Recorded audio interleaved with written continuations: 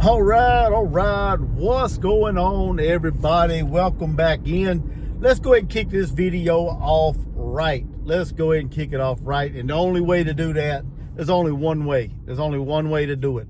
And that is for you guys to smash that thumbs up button, right? It helps the YouTube algorithm know that, hey, these people are checking out Gamecock Chuck and they like what they see. So do that for me. It's a good, easy thing for you to do. It's free. Subscribe to this channel. If you are new, checking it out for the first time, subscribe, hit the notifications, share this video, get in the comments. I want to know y'all's thoughts on this video. So all this stuff helps me out. I appreciate you all so much.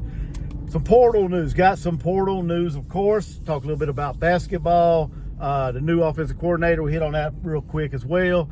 So let's go ahead and dive into it. Like I said, you know, a lot of Gamecock fans, once the portal opened back in December 9th, I think it was, a little over, a week ago, a lot of Gamecock fans got restless, wanted instant commitments. Well, if you follow Gamecock football, if you follow what Coach Beamer has done in the past, y'all know he don't just jump out there and just start grabbing people at the portal, right? He goes out there and evaluates the talent, find the guys that fit our system, find the guys that fit our culture, the culture that he is building in Columbia. He don't go out there and just start snatching guys right out the portal day one. He evaluates them, him and the staff evaluates them, and make sure they are a perfect fit for our system.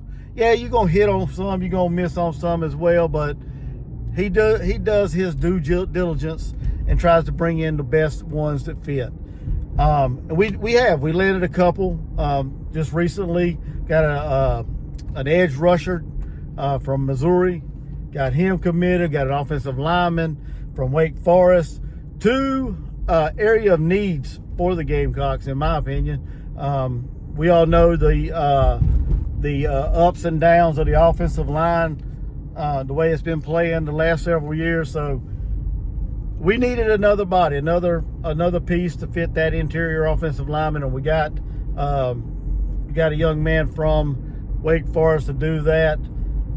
He's played like over 400 some snaps and only gave up 2 sacks, so pretty solid numbers there when you look at him. The edge rusher that comes from Missouri, not really played a whole lot. He's got a couple stats, not really, anything that sticks out. So we got him, if he stays at Sacramento, we got him for a couple years. Matter of fact, I think it's like 2 or 3 years of eligibility left. The offensive lineman, I think he's like one and done basically. I have to go back and look at his stats. But I talked about him in one of my other live shows I did when I talked about the transfer portal and the schedule the other night. So if y'all want to know about him, go check out that video. But today we picked up two more key position of needs for the Gamecocks. At least I think so. Y'all may disagree, but I think we do need pieces at these positions.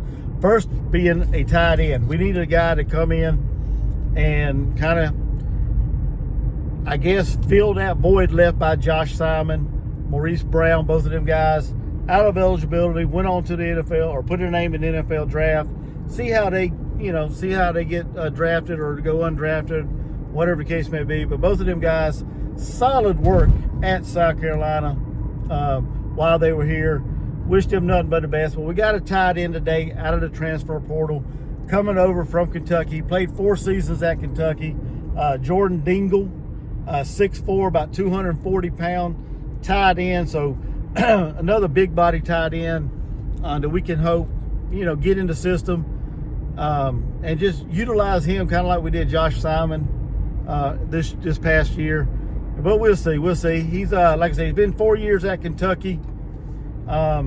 His stats, I mean, they're not eye-popping when you look at them.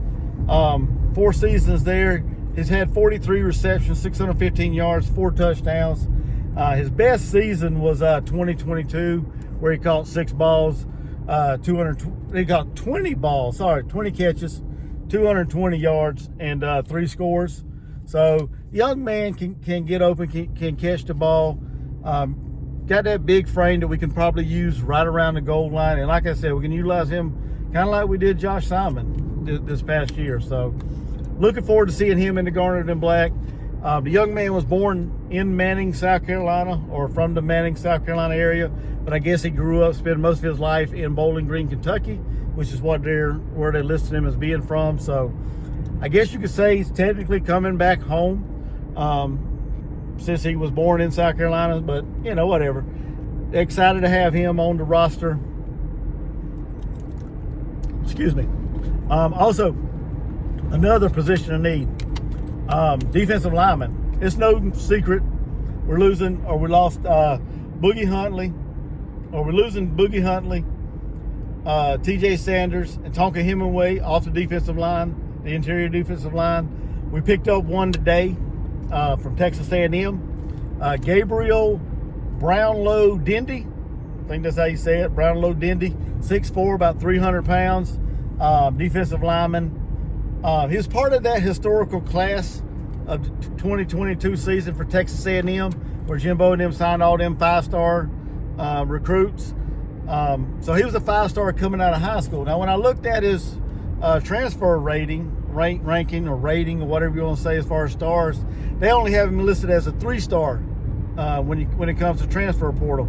And I guess, you know, when you look at things, he's been there for 2 seasons at Texas A&M, and he's only played in 3 games.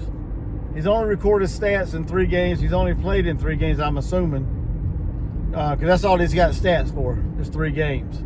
But the man really hasn't put anything out there as far as tape or stats to, I guess, warrant being a 5-star, 4-star as far as being in the transfer portal. So they got him listed as a 3-star in the transfer portal rankings.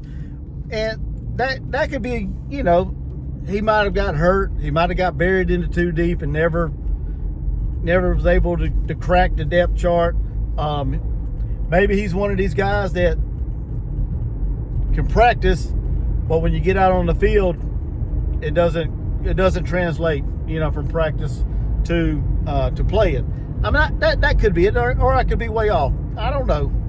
You never know about these young men, but I trust Coach Beamer and the way they evaluate the talent. So I'm gonna give the man an opportunity. I welcome him into Columbia. Like I said, he's gonna help add to the defensive line room that, like I said, we're gonna be missing a lot of pieces this going into this year, the 2025 season. So Clayton White, Travian Robertson, they got him. If you look at his high school stuff, they got a stud right there on the defensive lineman. Can they get the 5-star talent to come out of him? Can they get it to shine next season? We'll see. Time's going to tell. They got 3 years to work with this young man if he decides to stay, because that's how much eligibility he's got left. So they got time to work with him. Although we really, honestly, don't need project players right now. We need players that can come in and give us meaningful snaps and valuable snaps on the defensive line, because that's, like I said, that's a position of need. That's a concern for next season with losing them bodies. So, but yeah, we picked up two today in the transfer portal. Excited about that. Like I said, welcome them to Columbia, and just keep on trusting Coach Beamer and the staff as they continue to evaluate these transfer portal pieces that's out there. I believe, if I'm not mistaken, Justice Haynes, the running back from Alabama, was supposed to be in Columbia today and tomorrow, I believe, or maybe tomorrow and Friday. One of them two, I can't remember exactly when, but he's supposed to be on campus. From what I've heard and what, you know, a couple of the Gamecock Central people have been saying, South Carolina's heavily involved in that, and they have a good shot, just as good a shot as anybody else that's recruiting him as well. But we'll see how that plays out, and I'll try to keep y'all informed on that. Last night on the hardwood, like we said, we're going to talk a little bit of basketball. Last night on the hardwood, South Carolina was able to secure a win over the number 25 ranked Clemson Tigers. That's right. At home, South Carolina jumped out on them, had multiple double-digit leads, squandered them. Clemson fought back, took the lead. South Carolina retook it. I mean, it was back and forth, back and forth. I jumped on a live about 5 minutes to go in the game because it was a down to the wire match, and I wanted to get on there and react and have fun with my fans, my subscribers. So I did that, hung out with everybody. And at the end of the regulation, Clemson banked in a 3, sent it to overtime, and then South Carolina was able to get out of there with a 91-88 victory. Miles Studi played his heart out last night, gave his all. Great game. I don't know his stats, I don't have it here in front of me, but great game by him. Great game by Pringle, CMB, everybody, man. Everybody balled out last night. And like I said, was able to get a really good win at home in front of what looked like a pretty solid crowd at the Colonial Life Arena.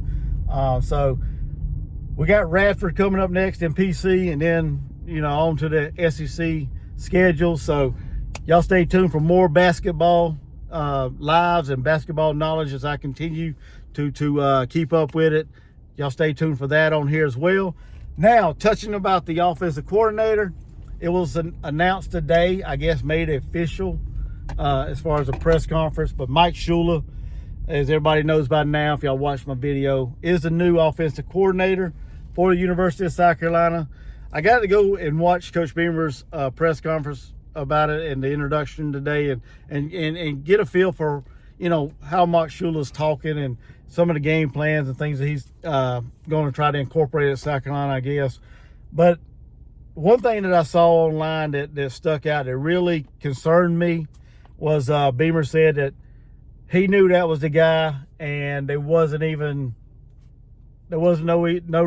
reason to look elsewhere. That's kind of concerning me because this is a critical hire for Coach Beamer. This is his third offensive coordinator in 4 years, get ready to be 5 years. So this is a make or break hire for him, in my opinion, as far as offensive coordinator. He's kind of missed on both of them. And I know there's mixed feelings about Dow Loggins and some fans, and some of them seem to think he just turned it on and was a great offensive mind down the stretch. I put a lot of that on Lenoris and his legs and his ability to escape the pressure and the pocket and do things that he did to help us win games down the season. Yeah, it could have been some of Dow Loggins as well, but I don't know. I'm still open on that. I'm not 100% sure on that. But like I said, that kind of concerns me a little bit. This is a make or break hire for Coach Beamer, and I think it needs to work for him. If not, man, there needs to be some serious questions asked as to why. There got to be some questions asked if this is a miss like the last two. So, but like I said, I'm gonna welcome. I'm gonna give him an opportunity, just like I gave Satterfield, just like I gave Dow Loggins. I'm gonna give him an opportunity and see what he can do. He's got the supporting cast around him. He's got all the tools to be successful.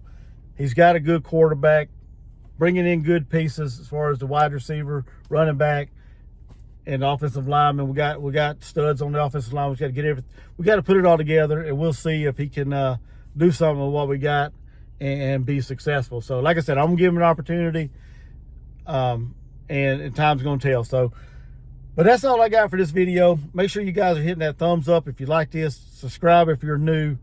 Notification. Do all that stuff. And yeah, so I appreciate you guys so much. Thank you guys for watching. Y'all have a good day. Gamecock Chuck. See you guys around.